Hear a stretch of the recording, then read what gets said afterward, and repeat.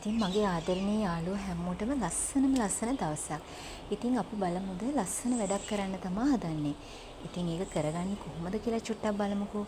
ගෙදර තියෙන මල් පෝච්චියක තියෙන ලස්සන මල් වැලක් කොහොමද ආච්චියකට යවන්නේ, ඒක කොහොමද අපිම හදාගන්නේ කියලා චුට්ටක් බලමු. මේ ඉස්සෙල්ලත් මම ආච්චි එකක් හදන හැටි පොඩ්ඩක් පෙන්ලා තියෙනවා. ඒ වුණාට ඊටත් වැඩිය සවිස්තරාත්මකව අපිම කොහොමද මේක කරගන්නේ කියලා ටිකක් විතර බලමුකෝ.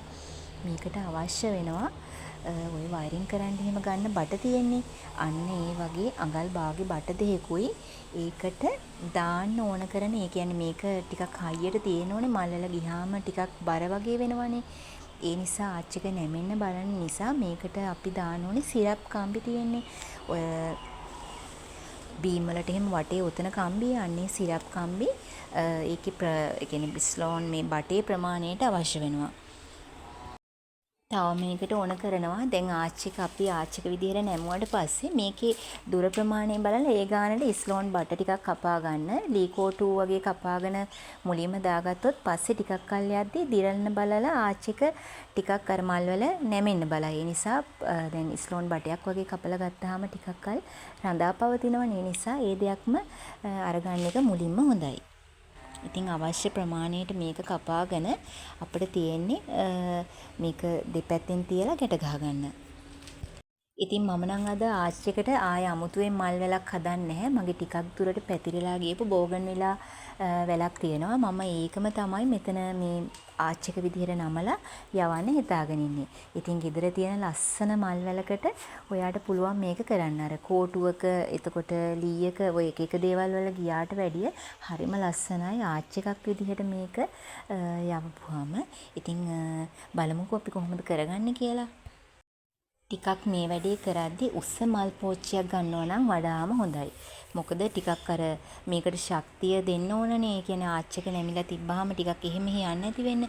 ඉතින් මට මේක දැන් අර හදලම තියෙන මල් පෝච්චියක යවන හින්දා ටිකක් යටට යකඩෙන්නකින් වගේ දෙයකින් හොඳට හිලක් වගේ හදලා අර බටේ යන ප්‍රමාණයට ටිකක් යටට හාර ගන්න වෙනවා. ඉතින් මේ විදිහට අවශ්‍ය ගානට දෙපැත්තේ මල් පෝච්චි දෙකට රන්දන්න තමයි තියෙන්නේ. මේක කරගන්න ඇත්තටම පොඩ්ඩක්වත් අමාරු නැහැ. මේ දවස්වල ඉතින් ගොඩාක් අවුවත් සැරට තියෙනවානේ. බෝගන්විලා වගේ වැලක් යවනවා නම් ටිකක් අවුව තියෙන ස්ථානයක්ම තෝරගන්න. එතකොට ඉතින් හැමදාම ලස්සනට මල් පිපිලා ලස්සන බෝගන්විලා ආච්චි එකක් ඔයාට හදාගන්න පුළුවන්. මේකට බෝගන්විලා කියලාම අවශ්‍ය වෙන්නේ නැහැ. ඔයාට ඉතින් ඔයාට ගෙදර තියෙන ඕනම පිච්ච ඊට පස්සේ තාම්බෝචියා ඔය එක එක මල් වැල් තියෙනවානේ. ඉතින් ඒ ඕනම වැලක් මේ විදිහට හදලා ඔයාට ආච්චි එකක් විදිහට යවා ගන්න පුළුවන්. තව ඔයාට ඕන නම් කරන්න පුළුවන් මේක ටිකක් ඈත් කරන්නේ නැතුව එක ළඟම ගැට් කම්බියකින් වගේ ගැට ගහලා ඒක වටේට කොහුලණු වගේ දෙයක් ඔතලා එතකොටත් අර දැන් වැල ටක් ගාලා මේ කොහුලණු වල මේ ඒ වැල් වල තියෙන පහුරු අල්ල ගන්නවනේ. ඉතින් මේ විදිහට යවන්නත් පුළුවන්. ආය දවසක අපි ඒ වගේ වැලකුත් හදලා බලමුකෝ. ඔයාට අයිඩියා එකක් ගන්නත් එක්ක. ඉතින් මම ඉස්සෙල්ලා කිව්වා වගේ මේක ඔයාටම කරගන්න පුළුවන්. අපිට මේකට එක එක්කෙනා හොයා හිටියොත් ටිකක් වෙලා හරි පරක්කු වෙනවනේ. ඒ නිසා මම දැන් ඔයාට හදන හැටි මුල ඉඳලම පෙන්නුවනේ. ඒ නිසා ඔයාට මේක කාගේවත් උදව්වක් නැතුව ඔයාටම කරගන්න පුළුවන් ලේසි නිර්මාණයක්. ඉතින් ගෙදර තියෙන මල් වැලක් හරි තියෙනවා නම් ඒකට පොඩ්ඩක් යවලා බලන්නකෝ. ඒක ඔයාට ලස්සනට මල් පිපුණ දාට තමයි ඒකේ ලොකු වගයක් දැනෙන්නේ. ඔයා සමහර විට කැමති නැති වෙන්න පුළුවන් මේ ආච්චි එකක් විදිහට යවන්න. එතකොට ඔයාට ආච්චි එකක් නැතුව ඊට පස්සේ ඔය කොටුවක් වගේ හැඩය අරගෙන ඒ හැඩයට උනත් යවා ගන්න පුළුවන්. එහෙම උනත් බෝගන්විලා වගේ දෙයක් හදනවා නම් හරියම ලස්සනට තියෙනවා. ඒක ඉතින් ඔයාගේ නිර්මාණශීලී අදහස් එක ගලපලා ලස්සන නිර්මාණයක් කරගන්න පුළුවන්. අපිට ඇත්තටම මේ වගේ නිර්මාණ ඕන තරම් YouTube එකේ එතකොට Google එකේ ඕන එක සර්ච් කරපුවාම ලස්සන අයිඩියාස් අරගන්න පුළුවන්නේ.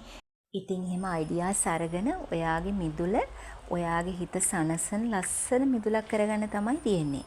ඉතින් මේක ඇත්තටම පොඩ්ඩක්වත් අමාරු නැති නිර්මාණයක් කියලා ගන්න පුළුවන්නේ. ඉතින් ඔයාගේ ගෙදර තියෙන ලස්සන ඔහේ නිකන් තියෙන මල් වලට ලස්සන වටිනාකමක් දෙන්න දැන් ඔයාට පුළුවන්. මේ බලන්නකෝ දැන් මේකේ මේ තියෙන මල් ටික මේ විදිහට තිබ්බට ටික කාලයක් යද්දි මේක ලස්සන බෝගන්විලා ආච් එකක් වෙයි.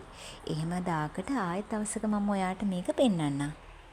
ඉතින් අදට මං ගිහින් එන්නම්. ඔයාලා හැමෝටම බුදු සරණයි.